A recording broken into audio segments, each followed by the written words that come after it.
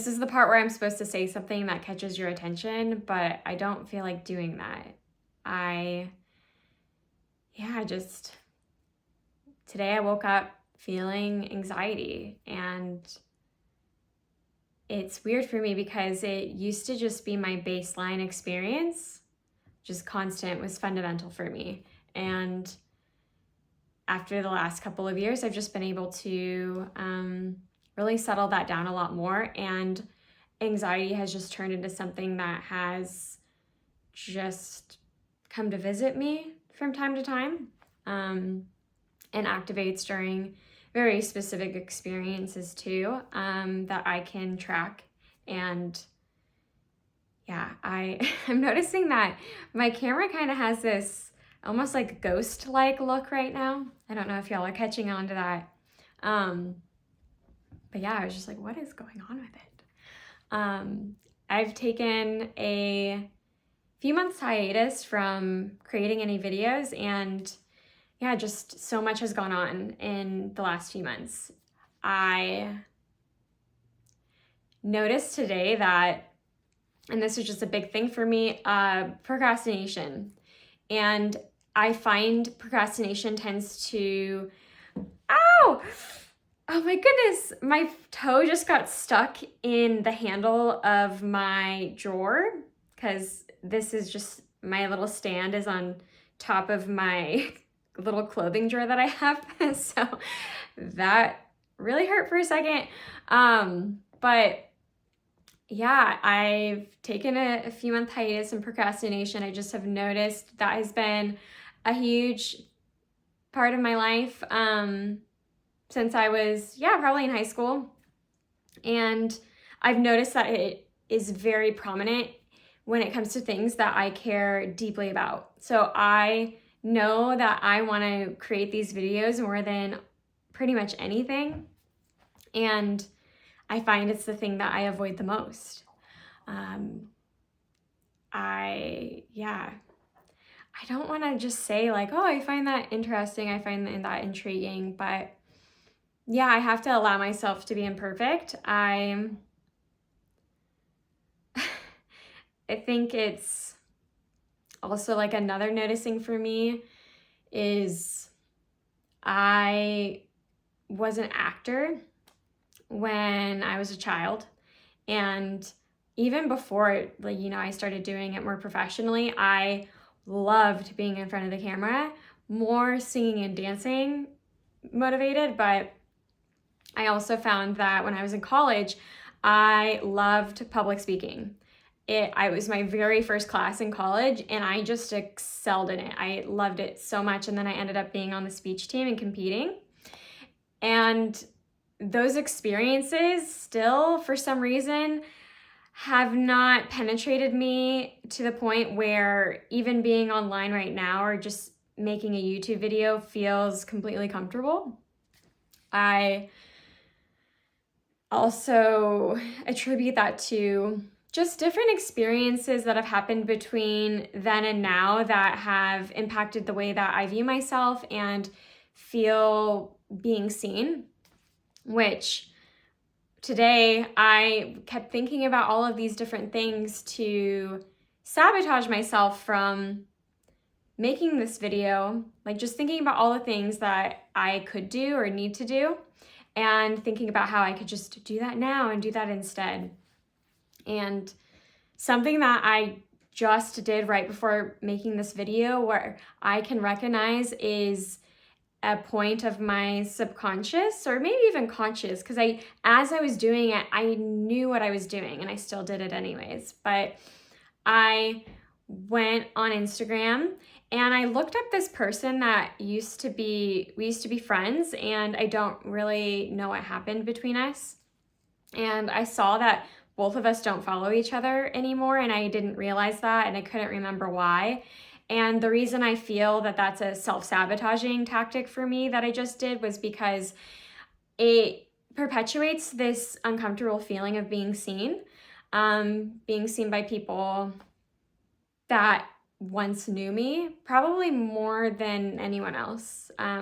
Those are kind of the things that keep me occupied when resisting, showing up and sharing about myself. And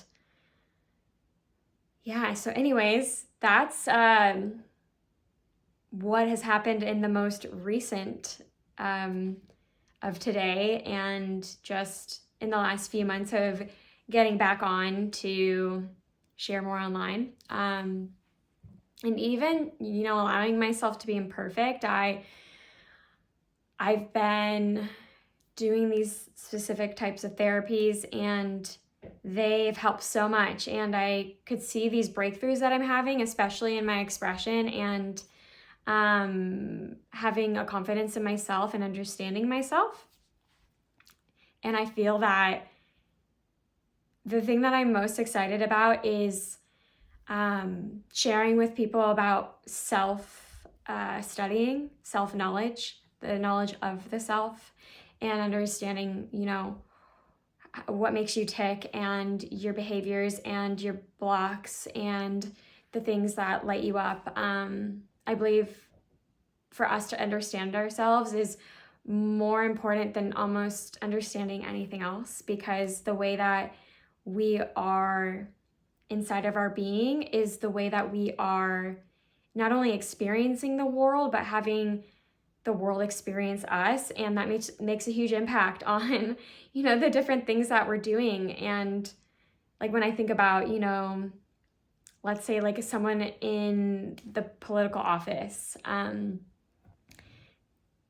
someone would need to absolutely know about all of their internal patterns in order to know, how they're impacting the world. And I don't think we're there yet, but I know that we're not there yet. But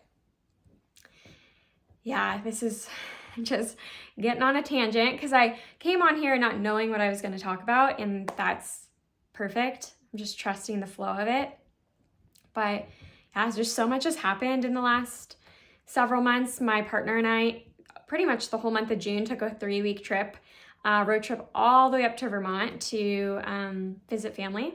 And it was incredible because we both, especially him, he actually kind of spearheaded this, which is cool, because sometimes he shares about him not knowing how to connect to his intuition. And he wanted to have just a road trip where, we had to get to Vermont by a certain point and we had to get back home by a certain point, but everything in between that was up for flow, for trusting, for intuition.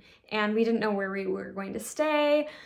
We just kind of went along and stayed in places where we ended up finding just spots that aligned for the timing and other circumstances. So it was really cool and taught us a lot. And I love going on trips with him.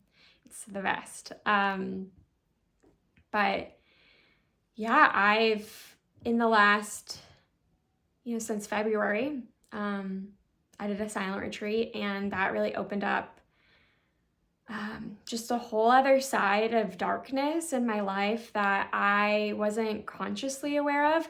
Now that I look back, I know that I was energetically connected to different things that were going on, but just didn't have those specific pieces of information. And I don't mean to be cryptic and vague, but I'm still processing it and learning how to share things about life in a more open, public experience, and finding out how to do that with integrity, and also honoring myself and my truth, and being able to help people with things that I've experienced. While also like honoring people's privacy. And it's a weird balance. But I really bounced around, because I think I was also talking about, just allowing myself to not be perfectly expressed. Because it's felt so incredible for me to connect with my essence and the my soul that was once not scathed by my personal life experiences in this lifetime and on this path. And I love who I am so much. Like, I love my essence. I'm so grateful to have uncovered that because, and I also love, the parts of me that are scathed. But yeah, it's just been a process of finding that love for myself in both of those areas and on both of those spectrums, because I once felt no love for myself, not even slightly, and at least to my mind, and more deeply, of course. I am love. We are all love. It's always love. But yeah, it's a little bit of what's been going on. And I've been able to hold this darkness that I have recently uncovered, and to be able to hold like the starless night of my life in a way and in a capacity that I am so in awe of and proud of, which is really cool to be able to say that. And because I once just, let those things take me like the waves in the ocean, and it'd be huge undertakings. I would be in the undertow of my life and myself, and just not knowing how to come up for air, and to just be constantly drowning in myself. And yeah, and just also being able to be with like the lightest of light in my life. Like, if someone were to ask me like how I am, it's always both. It always feels like an odd question for me, because I feel like someone typically says like one or the other. Like, you're either in that great place in your life and you're feeling like good and happy and light, or you're in this really difficult place. At least that seems to be what I normally experience people to say. Like, it rarely ever seems like people are at least sharing that there's both. So yeah, I don't want to make this too long, but I'm excited because now that I'm coming back, I just ended my container with my coach, and she's amazing. And at the very end of our time together, there were so many synchronicities, and I came to the knowing of this idea that I have for a series of videos, and I'm very I feel really twinkly about it. I guess that's what the feeling is. And yeah, I can't wait to share more with y'all. And yeah, this reminds me right now that when I'm sending a voice note or I'm on the phone, like, the ending of things is always so weird to me. I feel so weird right now. Like, I know I'm about to end this video.